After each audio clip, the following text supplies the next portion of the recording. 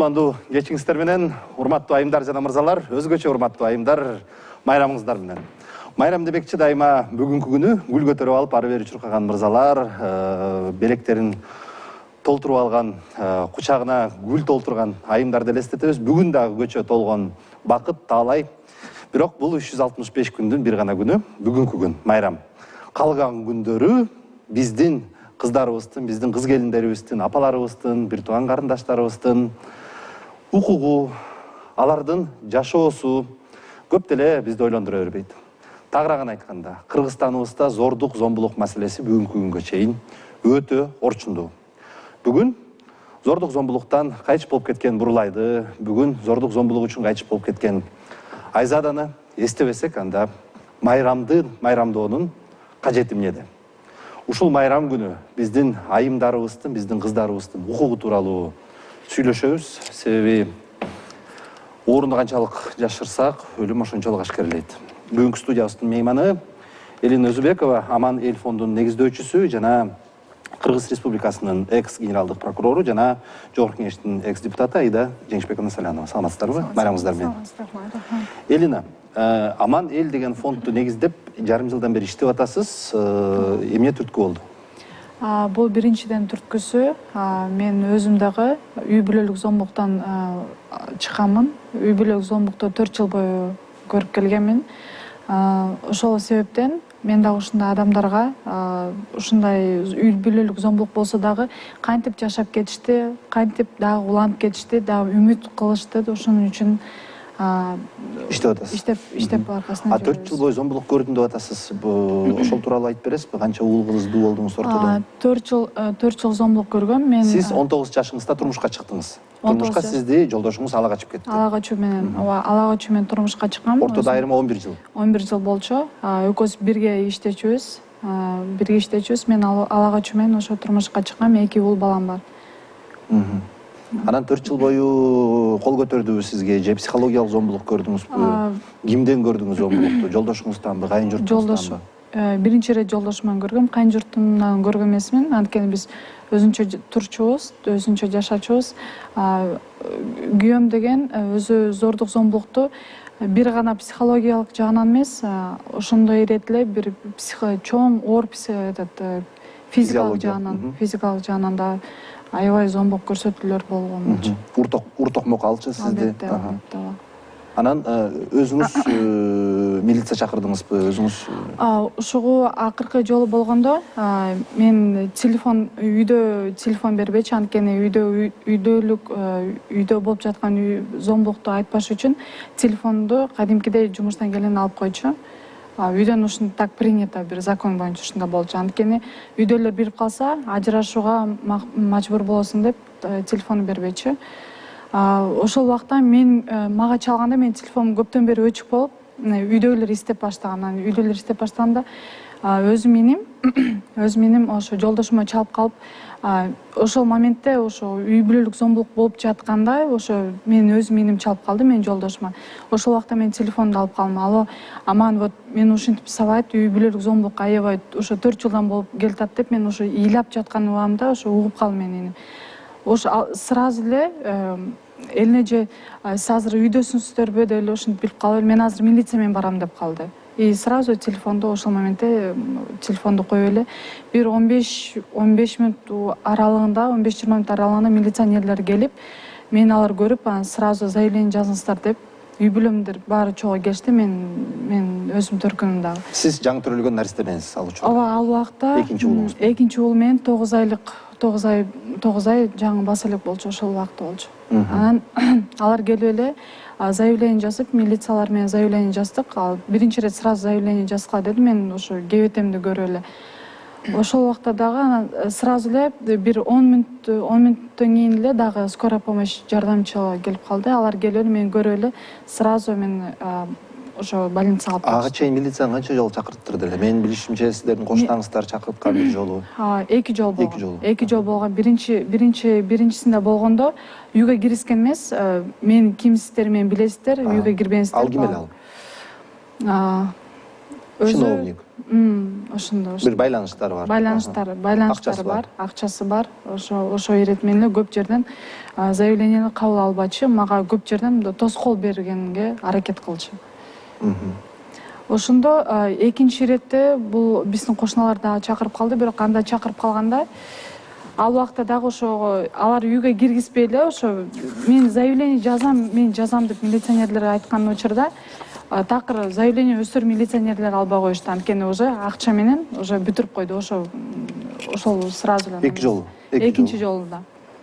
Бул бизде анда дагы мен чакырган эмесмин, кошуналар чакырып мен ошого ыйлап жатканымдан ошо айтыптыр да, кошунам бул аябай көп сабайт, мен ошо аялын сабайт болсо керек, көп ыйлайт, ошо катуу сабайт, бизге чейин угулат деп ошо биздин жаныбызда кошуналар чакырчу экен да.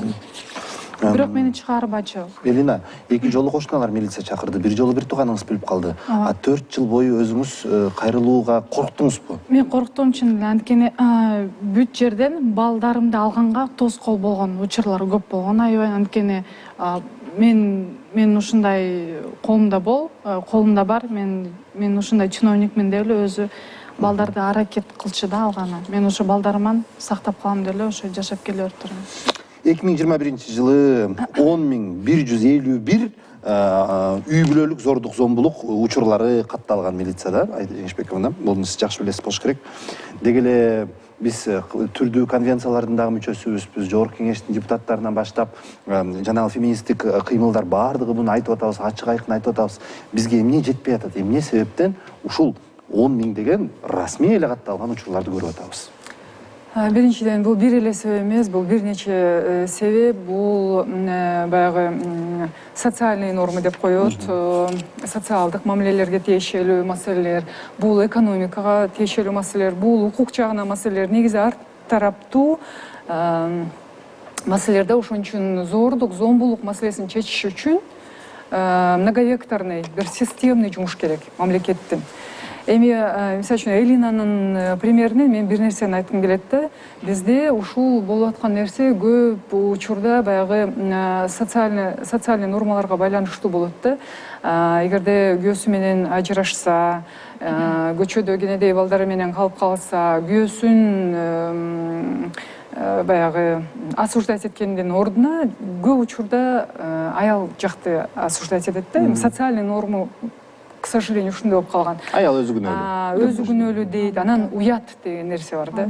Уят. Ошон үчүн уят болгон үчүн лучше зордук, зомбулук болуп атса дагы үйдө чыдап жашаш керек деген күч алган да ушундай мамиле. Мен ойлойм, бул мамлекеттин саясаты болуш керек, дестигматизация болуш керек да. Тескерисинче, мына Элинаныкындай случайларды жарыкка алып чыгып, кыздарга айтып берип, мына зордук, зомбулук менен күрөшсөңөр болот. Мисалы үчүн Элинаныкын, башка ондогон кыздардын примерин көргөзүп, кайра буларды баатыр сыяктуу көргөзүш керек да. Мына ушу зордук, зомбулукка каршы чыккан, эшикте калып калам, эч нерсеге жарабай калам дебей, тескерисинче мына өзү фонд ачып алып иштеп атат, кайра башка кыздарга пайдасы тийип атат дегенде ушундай дестигматизация болуш керек да. Бул жана социальный маселе. Укук жагынан, эми укуктук аң сезимибиз билесиздер, өтө эле төмөн деңгээлде. Анан экономика маселеси көп учурда, особенно пандемияда билинди, адамдар үйүндө отуруп калышты, айлыгынан ажырашты, жумуштарынан ажырашты. Ошол кезде как раз таки пик болду да, насилиенинчи. Эмнеге? Анткени бул чувство достоинства деген, чувство собственного достоинства деген өтө маанилүү нерсе да, особенно эркек кишиге.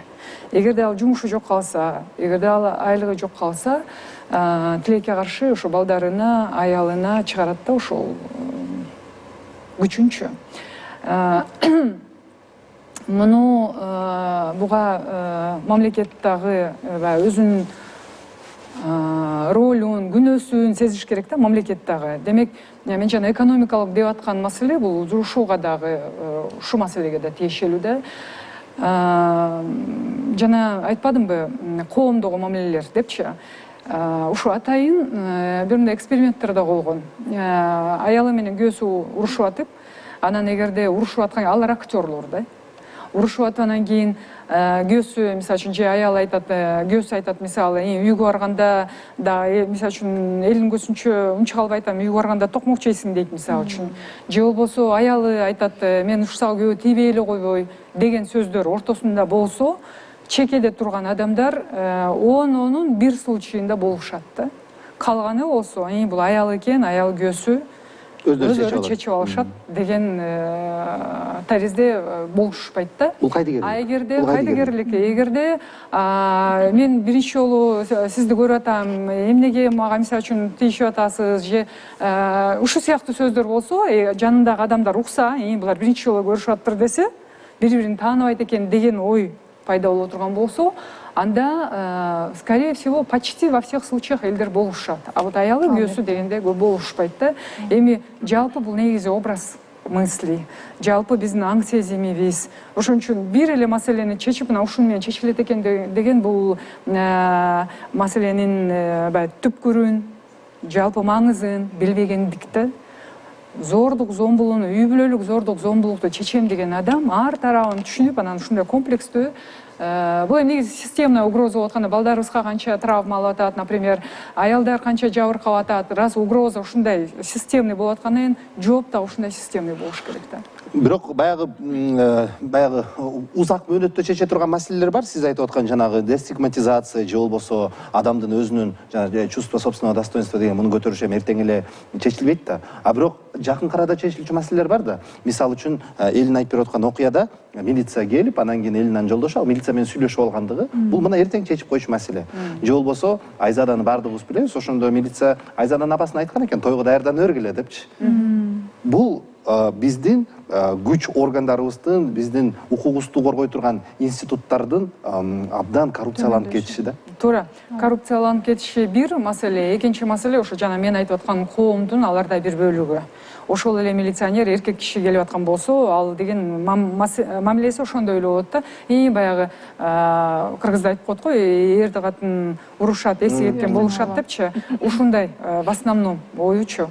Экинчиден аялдарды алып келиш керек, ошол укук органдарга аялдарды алып келиш керек болсо, жарым кылыш керек, жарымынан ашырыш керек болсо, ошондо аялдарга болгон мамиле аялдар жагынан такыр бөлөкчө болот. Эң туура айттыңыз, анткени мен да убагымда вот акыркы жолу үйдөн чыгып атканда мага эркектер эмес, ошо аял заттар келип, мен уже кебетемди көргөндө сразу мен силерге жардам берем, заявление жазыңыздар деп уже чочуп кетти да, ошо аял зат. Эң туура мен ошого кошулам. Милиция аял болчу. Албетте, ооба, албетте. Аялдар болсо кичине жеңилдик болобу деп ойлойм, анткени алар дагы эки тараптуу бир карашат. Эми мен мындан кичине өйдөрөөк уровеньде алайын. Сиз биз айтып атабыз, аялдар болуш керек деп, милицияда деп атабыз. Аялдар туура ылдыйкы звенодо да болуш керек, бирок аялдар өйдө жакта да болуш керек. Анткени мыйзамдарды жазып аткан ким? Мыйзамдарды контролдоп аткан ким? Бул бийлик бутактары, туурабы? Ошол жерде аялдар болушу керек. Жалпы мен аялдардыкы бир маселе, жалпы даже зордук зомбулукту ала турган болсом, уровень насилия в мире, в стране ала турган болсом, как раз таки ошо аялдар чечим чыгаруучу органдарга келгенде, особенно көпчүлүктү түзгөндө, ошондо зордук зомбулуктун деңгээли дагы түшөт. Бул деген баягы бул факт. Бул деген керек болсо атайын илимий изилдөөлөр бар, атайын социологический изилдөөлөр бар. Бул аялдар менен непосредственно аялдардын саны менен байланышкан маселе. Эң туура, себеби 2009-жылы Жогорку Кеңешке кирген квотадан баштап, 2007-жылы, ошол жылдардан баштап гана Жогорку Кеңеште аялдардын саны көбөйгөндөн баштап, билебиз, 3-чү чакырылышта бир да аял болгон эмес, 4-чү чакырылышта. Анан социалдык маселелер, билим берүү боюнча, саламаттык сактоо боюнча, же болбосо үйдө отурган аялдарга жөлөк пул төлөө боюнча маселелердин бардыгы жалгыз гана ошо айымдар менен көтөрүлгөн да. Анан ушуну утурлай, мына биздин кошуна мамлекетибиз Өзбекстанда Шавкат Мирзиёевдин жарлыгы чыкты. Ал жарлыкка ылайык ар бир аткаруучу органдарда дагы, мыйзам чыгаруу эмес, аткаруу органдарынын дагы бирден орун басарлары сөзсүз түрдө айымдар болуш керек деген мыйзам чыкты. Бул Кыргызстанда ушул өңдөнгөн мыйзамдарды кароо мүмкүнбү? Же биздин аң сезимибиз, биздин менталитетибиз, анан кийин алтын баштуу аялдан бака баштуу эр жакшы деген ой жүгүртүүбүз жол бербейби? Жок, акырайынан жылыш болуп келатат. Чын эле квоталар кирди, бирок квоталар аткарылбай атат. Анан мен буга чейин деле айтып жүрөм, эгерде 70-30-30тан кем эмес болуш керек дегенди биздин атка минерлер, эркектер мындай түшүнөт. Как раз ошо 30га чейин эле жеткизип койсок болот экен депчи. Анан ошо 30 дагы аткарылбайт. Бирок негизи 30 эмес, 30тан ашыш керек. Жарымдан да көбөйтүш керек аялдардын санын. Ошондо зордук зомбулук дагы азаят, ошондо аялдардын, балдардын маселелери көтөрүлө баштайт. Жалпы мамлекет бүт багыттар боюнча алдыга жылат. Туура, биз көрбөдүкпү жанагы прогрессивдүү деген эми ысымын атай берейин, альянстын жана бир аялдык квотасы боюнча бири-бирин жеп кое башташты го. Оргалча деген жыктар болбой калды ошол боюнча. Мындайда мен бир кичинекей мисал келтиргим келет. Бир 10 чакты жыл мурун ал киши каза болду. Дүйнө жүзүндө эң бактылуу адам. Да, ал. Баягы Японияга атомный бомбалар түшкөндө, ошондо ал биринчи Хиросимада болгон экен. Анан Хиросимадан ошо атомный бомбадан аман эсен калат дагы, анан кийин кайра үйүнө кетейин деп, анткени Хиросимада ал командировкада болот. Командировка бүтөт, как раз бомбада түшүп, анан эми үйүмө кетейин деп, анан кайра Нагасакиге кетет да. Нагасакиге кеткенден где-то через неделю аякка түшөт. А жерден дагы аман калат. Ошондо бир дагы андан кийин бир 60-70 жыл жашайт ал кишичи. Көп узак жашаган, анан бир 10 чакта эле жыл болду, 10-12 ушундай эле жыл болду каза болгонуна. Эми действительно мындан бактылуу киши ким деп айтсак болот да, анткени 2 атомный бомбадан аман калган да. Анан ошо киши айткан сөзү бар. Атомный бомбалары бар, ядерный оружиеси бар мамлекеттерди кормящая мама башкарыш керек депчи. Бул бекеринен эмес да, анткени аялдар табиятынан негизи зордук, зомбулукка каршы, алар табиятынан бир авантюраларга каршы. Обычно эркектер рискованный мероприятиялерге барат, аялдар аз барат, кыйла аз барат. Бул жалпы аялдын психологиясы менен байланыштуу. Ошон үчүн бул маселенин жакшы жылбай атканы дагы бир себеби, мен айттым, жылыш болуп атат, бирок жакшы радикалдуу түрдө жылбай атканы ушу аялдардын бийлик бутактарында аз болуп атканы. Анан дагы бир жагы бар, аны азыр ушу Элинанын мисалында талкуулайлык.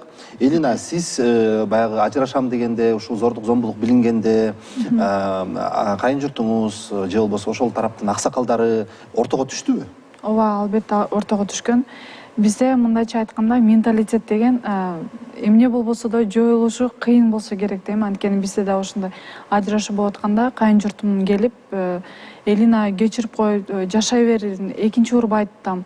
Ушинтип келишкен, бирок мен айттым, мен жок, мен уже ажырашабыз, анткени мен муну уже чыдабайм. 2 баламды алып эле, мен уже адвокаттарды алып эле, мен уже мыйзам чегинде мен ушу мен ажырашам деп ошо чечимге келген. Бул суроо бергендин себеби бизде жанагы тууганчылык институту дагы кээде өтө мындай туура эмес ролду ойнойт да. Ортого аксакалдарды салып, биз билебиз да, ала качып келген келин үйдөн чыгам десе, кемпир жол босоого жатып алат да. 1000 жолу кормящая мама болсо дагы эптеп ошол жерге калтыралык депчи. Ошол аң сезимди да оңдошубуз керек. Мындайда тууганчылык деген эми жалпы айта турган болсок, тууганчылык деген жакшы нерсе негизи. Ушул өрнөктө. Эгерде ушул маселеде айта турган болсок, эми жаш үй бүлө болуп аткан болсо, акыл насаатты айтып, бала балким туура эмес нерселерди кылып аткан болсо, эми үй бүлө деген өтө татаал, өтө жооптуу институт. Ошон үчүн сактап кала турган мезгил болсо, ошондой бир жагдай болсо сактап калыш керек.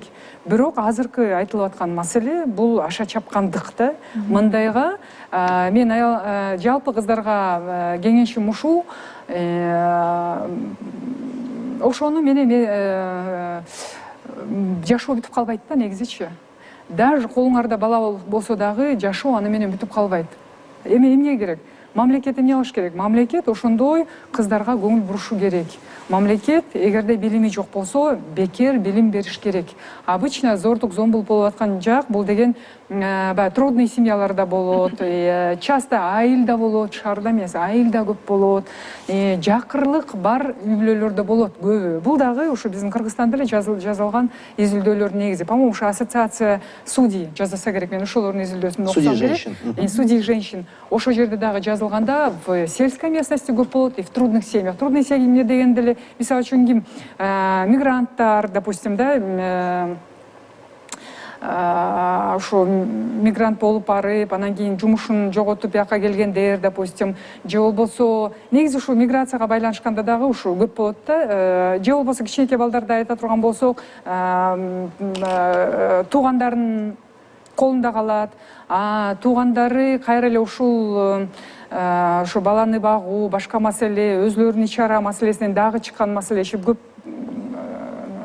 чырмалышкан маселелерде да. Анан мамлекет, мен ойлойм, ушундай трудный ситуацияда калып аткан учурларда же жумуш жагын колуна алыш керек, жумуш таап бериш керек аялдарга.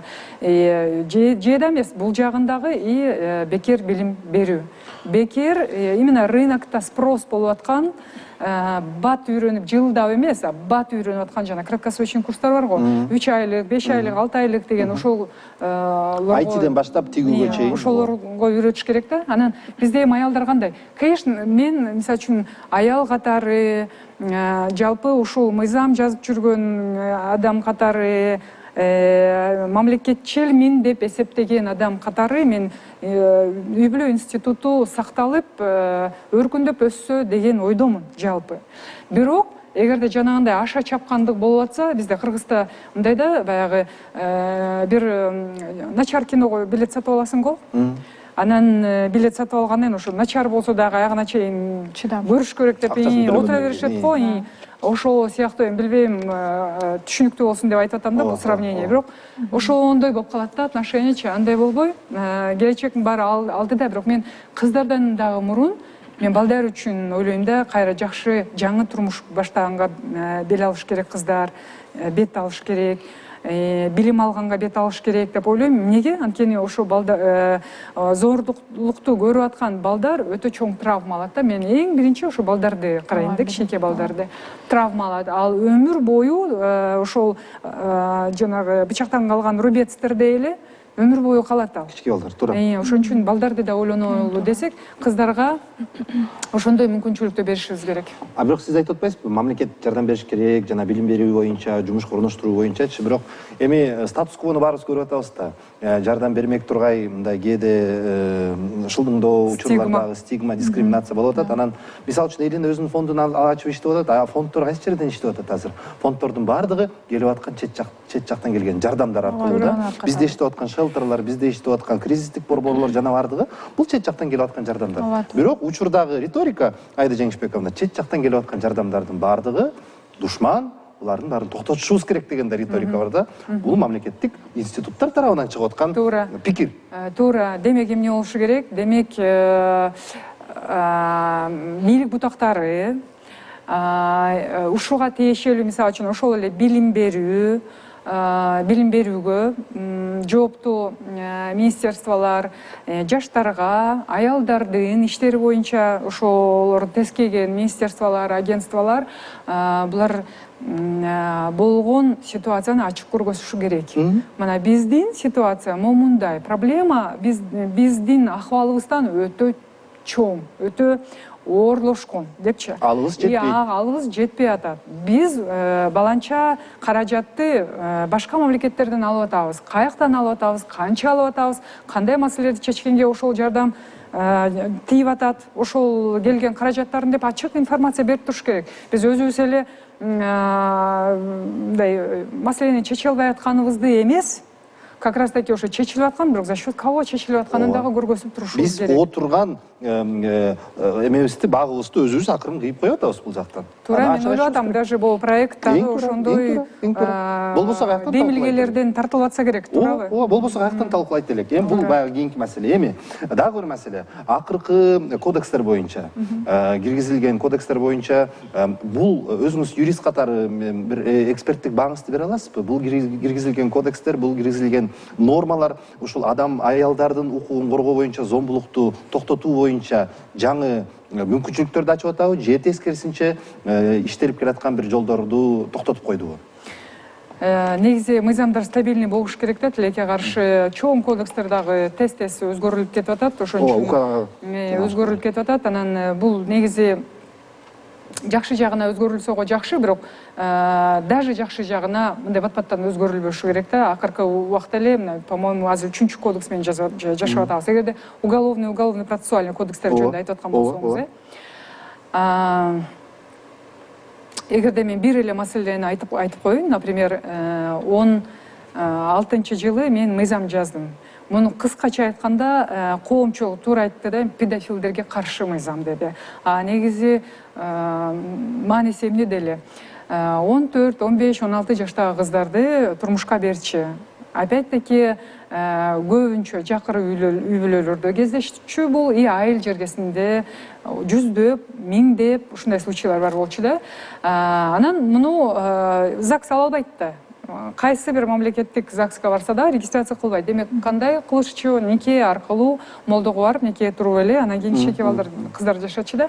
Бирок ошол кыздарды кийин алардын ден соолугун, анан кичинекей төрөлгөн балдардын ден соолугун изилдегенде, балдар весинен дагы, ростунан дагы кичинекей болуп, кыздар болсо часто природага өлүп калып, оорукчал болуп калып, ушундай случайлар бар болчу. Анан ошо мен мыйзамды жазып, мыйзам бүгүнкү күнү иштеп атат. Бул табият, биологияда тура. Ооба, анан ал мыйзам бул кодекстерде дагы бар да. То есть, в принципе, в целом тенденция, мен ойлойм, зордук, зомбулукту токтотконго, кескин азайтканга, жалпысынан ошондой эле кетип атат деп ойлойм. Себеби мен билишим боюнча юристтердин да башы айланып калды. Жана кодекс о проступках кирди, жабылды, кайра временный охранный ордер дегенди киргизишти, аны кайра ишке ашыруусу кыйын болуп атат. Деги эле охранный ордер да калды, бирок негизи ушундай негизги маселелер, зомбулукка каршы маселелер, мен ойлойм, бул жерде маселе жок. Булар кодекстен кодекске өтүп келатат, бирок эң биринчи мыйзамды мен жаздым эле, жана мен айтып аткан маселе боюнча.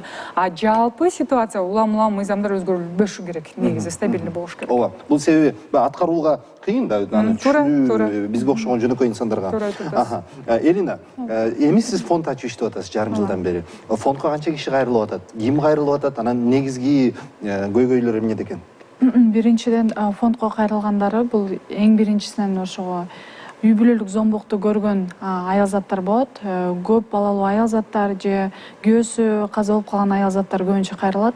Биздин ошо азыркы убакта базада бир ошол декабрдан баштап, например, ошол жылдан баштап, январь башынан баштап эметкенде бир 500төн ашык аялзаттар бар демекчимин. Ошол убактан көбүнчөсү, мен азыр ойлойм да, азыркы жардам берген дагы, мен психологиялык жардам беришим да мүмкүн.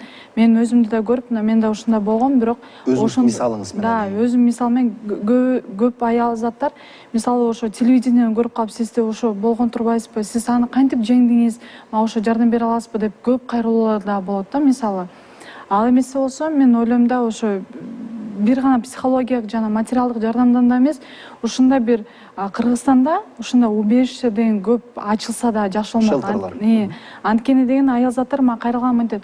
Мен макул ажырашканга аракет кылам, мен ажырашайын, бирок 5 балам бар, мен бирок кайсы жерге жашаймын, мен жашар жерим жок деп ушинтет. Бирок биздин азыркы убакта биздин ошо Аман эл фондунда адвокаттар бар, пробондо юристтер, ошолор мисалы бизнес-консультант Азамат Токуров дегендер бар, ошого ошо бизнес жагынан да жардам берген аракет кылат. Канча бир 4-5 аялдар ошо зомбулукту көрүп, жашап, балдарын өзү багып келаткан аялдар да көп болот. Ошон үчүн мен Кыргызстанга, мамлекетке айтып кетмекчимин, ушундай убежищалар жакшы көп ачылса да жакшы болмок. Анткени аялзаттар ажырашкандан кийин көбү кайсы жерге барам, кантип жашаймын деген ошо көп суроолор пайда болот да көбүнчөсү. Эркин мен бир жакшы маселени көтөрдү эле ушул жөнүндө толуктап койсом, убежищелер жөнүндө айтып атпайбызбы? Анан убежищелер керек дегенде биз аялдар жөнүндө айтып атабыз да, аялдарды сактап калышыбыз керек, аялдарга мүмкүнчүлүк беришибиз керек деп. Бирок бул эркектерге да байланыштуу нерсе. Негизи кайсы маселе болбосун, туура түшүндүрүү бул өтө маанилүү да, туура түшүндүрүү. Мына ушул маселеде эмне үчүн эркектерге да маанилүү деп атканым, мындай бир изилдөө болгондо, качан ушундай кризисный центрлар, качан ушул убежищелер көбөйгөндө эркектердин өлүмү 6 эсе азайыптыр. Бул чоң промежуток алынса керек, бир 10 жылбы, 20 жылдык убакыт алынган. Бирок как раз таки ошо кризисный центрлар кире баштагандан кийин эмне үчүн? Аялдар ушундай чыр-чатак болгондо убежищеге барып, анан аялдын деле, эркектин деле баягы ачуусу канганда кайра келип кетет, жашап, жакшы эле болуп кетет. Ушундай көп эле дайым мындай случайларчы. Аял эгерде бара турган жери жок болсо, конфликт болуп, анан аябай конфликт катуу бир стадиясына жетип, анан ошол кезде аялдар күйөөлөрүн өлтүрүп койгон случайлар көп. Эгерде убежищеге кетсе, аякта бир күн болобу, бир жума болобу, келип, анан кийин ойлонуп келип, анан мисалы үчүн жок, мен болбойт экен, кетишим керек экен десе, келет да кетип калат, туурабы? Жок, эми анча-мынча эле кичинекей нерсеге эле ачууланыптырмын, негизи күнөө менден кетиптир деп барса, жашап калат дегендейчи. В любом случае бир маселени чече турган жол да бул убежище деген. Аны көрдүңөрбү, эми 6 эсе эркектердин өлүмү азайды деген бул абдан маанилүү статистика. Демек эркектер да ойлонушу керек да, убежище деген аялдар үчүн эле эмес, жалпы үй бүлөлүк институт үчүн керек, эркектер үчүн да керек. Мен аялдар колониясына барып, көп ошол жердеги абакта отурган биздин айымдар менен сүйлөштүм элем. Программа тартып, передача тартып, анан ошондо бир эмес бир нече кейс Айда Жеңишбековна күйөөсүн өлтүрүп койгону боюнча. Бирок это была защитная реакция. Өзүн өзү коргогондо балдарын коргогон, күйөөсү маскелей берген, сабай берген, анан баягы в состоянии аффекта бирөө бычак менен бирөө уктап аткан жеринен муунтуп салган, эми түрдүү окуялар бар, анын баарын билебиз. Туптуура. Анан күйөөсүнүн дагы өмүрү кыйылды. Аялы да абакка кетти. Керек болсо ошо абакта бир боюнда бар болуп, ошол жерден төрөгөн учурлар да бар. Көрдүңөр, убежище эмнеге керек? Ошол эмнеге керек экен. Убактыбыз чектелип атыптыр, Айда Жеңишбековна. Сиз мындан бир жума мурун бир шайлоо өттү биздин округтарыбызда, сиз дагы катыштыңыз, эми тилекке каршыбы же балким кубаныч үчүнбү, мындай маарага жеткен жоксуз жеңишке. Бирок эгерде сиз ушул чакырылышка, 7-чи чакырылышка депутат болуп келип калсаңыз, мындай кыска мөөнөттө чече турган аялдар зомбулугу боюнча кандай мыйзамдарды көтөрөт элеңиз, бул учурда отурган 90 кесиптешиңизге мындай кулак кагыш катары? Эң биринчиден аялдарды коргоо маселеси боюнча мыйзамдар, негизги мыйзамдар бар, бирок алар контролдолбой келет. Анткени ошол жана мен жазган мыйзам деле, анын деле ушу парламент контролдоп бир жылдырган көргөн жокмун. Мен кеткенден кийинчи, андан бери канча жыл өттү? Мен 16-жылы жаздым эле, 18-жылы кеттим, андан бери мына 4 жыл өттү. Бирок ушул мыйзамдын аткарылышын карашыбыз керек. Анткени бар экен, дагы эле случайлар бар. Кыйла кыскарды, бирок көп эле случай. Бизде даже бир случай болсо дагы эми талкаланып аткан так бирөө жөнүндө кеп болуп атат да. Демек контроль болуш керек. Ошон үчүн эң биринчи ирет контроль маселеси. Экинчи маселе, мен ойлойм, бул билим берүү. Анткени билим берүүгө абдан түз тиешеси бар маселе. Бул мен билим берүү жөнүндө мыйзам, жаңы мыйзам жазат элем. Бүгүн ал бычылып, кесилип, эми тамтыгы калган эмес ал мыйзамдынчы. Бүгүн кайсы бир жылы кабыл алынган, бир по-моему 2000-жылдардын башында кабыл алынса керек. Ошондо эле канча жыл болуп кетет, 20 жылдан ашык убакыт болуп кетип атат. Абдан көп өзгөрүүлөр кирген мыйзамда, абдан көп кирген. Эми ошону жаңы мыйзам жазыш керек. Жаңы мыйзам болгондо биз жалпы мугалимдер дагы, балдар дагы, ата-энелер дагы биз жашынакай балдарды өзүнө өзү уверенный балдарды тарбиялаш үчүн эмне алышыбыз деген маселеге жооп бериш керек. Бул туура китептердин санын көбөйтүш керек, компьютердин санын көбөйтүш, бул баары керек нерсе. Бирок биз дүйнөнү оң жагына, жакшы жагына өзгөртө ала турган, ошого кудурети жете турган балдарды кантип тарбиялайбыз? Кыздарды кантип тарбиялайбыз деген ошол маселеге жооп бере турган мыйзам жазылышы керек. Мен ошол мыйзамды жазмакмын, барсам. Рахмат сиздерге, чоң ыраазычылык билдирем. Уруксатпы? Бүгүн асыл зат деп айтылган жок капилет. Абалтадан затыңда бар касиет, таазим кылып энелердин алдында таажы кийген падышаңда баш ийет дейт.